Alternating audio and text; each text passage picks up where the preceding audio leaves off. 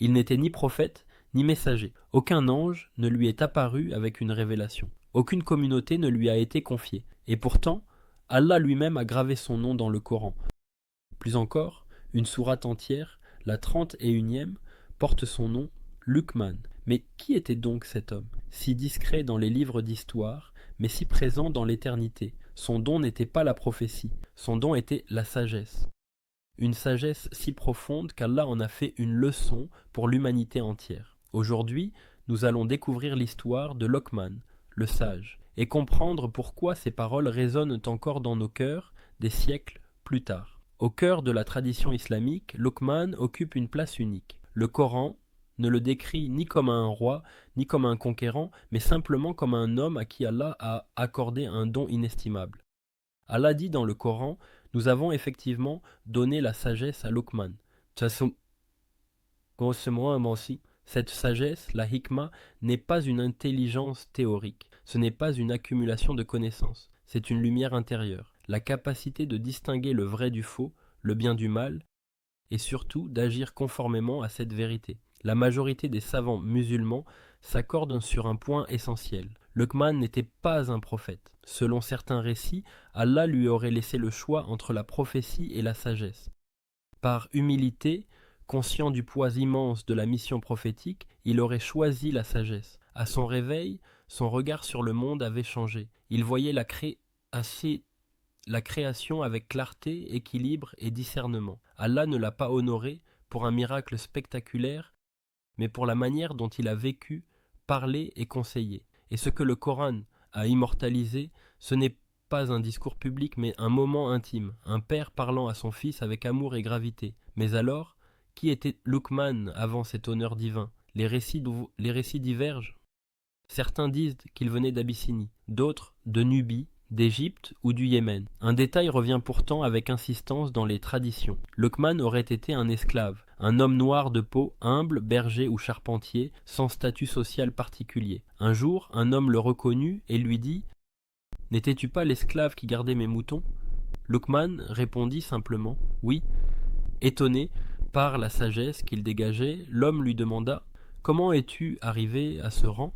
Luqman répondit « par le décret d'Allah, en disant la vérité, en étant digne de confiance et en me taisant sur ce qui ne me regardait pas. » Ce récit porte un message puissant. La sagesse n'est pas liée à la naissance, ni à la richesse, ni au pouvoir. Allah élève qui il veut. Le cœur de l'héritage de Luqman se trouve dans les conseils qu'il donna à son fils, rapportés dans la sourate qui porte son nom. Il commence par le fondement absolu. Ô mon fils, ne donne pas d'associé à Allah. Certes, l'association est la plus grande des injustices. Avant toute morale, avant tout comportement, il y a le tawhid, reconnaître qu'Allah seul mérite l'adoration. Puis vient le respect des parents. Luqman rappelle à son fils les sacrifices de la mère, la fatigue, la douleur, la patience. Mais il pose aussi une règle claire. Si les parents appellent à la désobéissance envers Allah, on ne les suit pas, tout en continuant à les traiter avec bonté.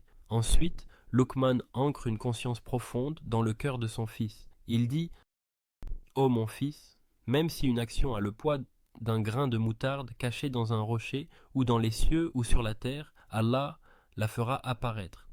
Rien n'échappe à Allah. Aucune action, aucune intention. Puis viennent les piliers de la vie active. Accomplir la prière, ordonner le bien, interdire le mal et faire preuve de patience face aux épreuves. Luqman avertit ensuite contre un poison silencieux, l'arrogance. Il dit « Ne détourne pas ton visage des gens et ne marche pas sur la terre avec orgueil. La vraie grandeur n'est pas dans la domination, mais dans l'humilité. » Enfin, il conclut par un conseil d'une finesse remarquable. « Baisse ta voix, car la plus détestée des voix est celle des ânes. » Il enseigne la maîtrise de soi, la douceur dans la parole, le calme dans le comportement. Ces conseils, vieux de plusieurs millénaires, sont encore d'une modernité frappante. Ils dessinent le portrait d'un être humain, équilibré, conscient d'Allah, respectueux des autres et maître de lui-même. Alors, qui était réellement Luqman? Un esclave, un sage antique, un homme ordinaire élevé par Allah? Peut-être que la réponse importe peu. Ce qui compte, c'est le message qu'Allah nous transmet à travers lui. La vraie noblesse est celle de l'âme. La sagesse est un don divin, accessible à toute personne sincère, quel que soit son passé ou son statut. Aujourd'hui encore, les paroles de Luqman nous rappellent l'essentiel. Adorer Allah seul, respecter nos parents, agir avec justice, marcher humblement et parler avec douceur. Et maintenant, pose-toi cette question. Quel conseil de Luqman est un rappel personnel pour toi aujourd'hui? Partage ta réflexion en commentaire. Et si cette histoire t'a touché, partage-la à quelqu'un que tu aimes. Qu'Allah nous accorde la sagesse et fasse de nos cœurs des réceptacles de sa lumière. Assalamu alaikum wa rahmatullahi wa barakatuh.